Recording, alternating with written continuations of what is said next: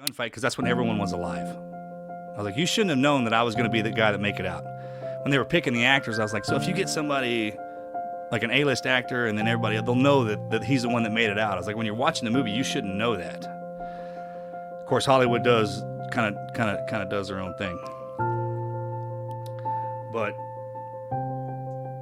the craziest part about that whole operation was getting me out of there, and that wasn't in the movie.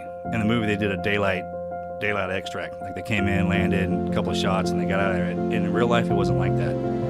It was unbelievable. I mean, it was at night, and the world was blowing up. We were in this like a volcano, like sitting in the middle of this volcano.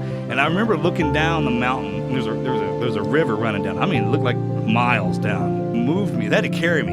I couldn't walk. And they kind of like, and we would stumble over the Green Berets, Rangers. It was a hodgepodge. Let me tell you something. When them guys showed up to rescue me, when they found me, I was laying in a riverbed, dried up, tucked under a rock. The villagers had shoved me underneath this rock. And there was this one guy I had never met before. And he was sitting there listening to a AM/FM radio.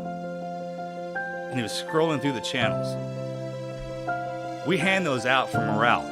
Like the U.S. military hands those out. And he had one. I recognized it. And he was listening to the different channels. And I could recognize the different languages. German, Japanese. And he was like, hey, they're talking about you. And I was like, okay. I didn't know who he was. He was kind of messing with me a little bit. But I couldn't move. And he had this stinging. Anyway, it's not important.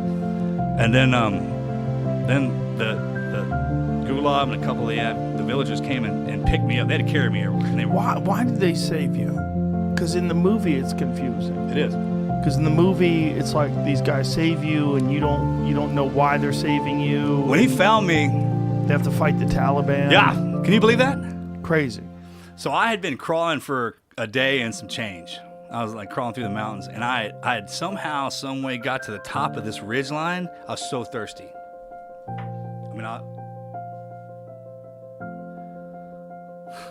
but I thought about this. There's an insanity that goes with thirst. I was so thirsty that I was willing to kill anything to get water. I mean, you can't even believe it. I was drinking my own urine, my own blood. Nothing would quench the thirst. God, I hadn't thought about this in a while. And I got to the top of this ridge line, and there was a waterfall. And I was trying to slide down into it. I was like, I'm just going to go down in here, and I'm going to hit that water, and it's going to be something good to drink. So I tried to slide down. I just took off. I got uncontrollably. I started sliding. I rotated upside down. And I remember looking over, and my rifle was sliding beside me. I couldn't throw that thing away. It's like every time I'd lose it, one of my boys was like, hey, you're going to need this. And I flipped upside down, over backwards, into the river. And I remember my knees hit me in the face, and it knocked me out again. And I was I was a blobbering mess.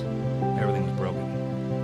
And I rolled over, and I remember kind of sitting on all fours. I picked my head up, and I looked up, and there was that water fountain there. And I remember sliding down. This is the craziest thing. God, I hadn't thought about this. And I remember seeing this little pool of water, and I was like, oh, that'd be a great place to get something to drink. So I crawled back up into this thing, and I leaned into that waterfall, and I remember washing my face and hands. My gloves were, I had gloves on, the mechanic gloves, and all the fingers were ripped out, and the palms were ripped out. So I was just and it was the best water I ever had. I'll never forget it.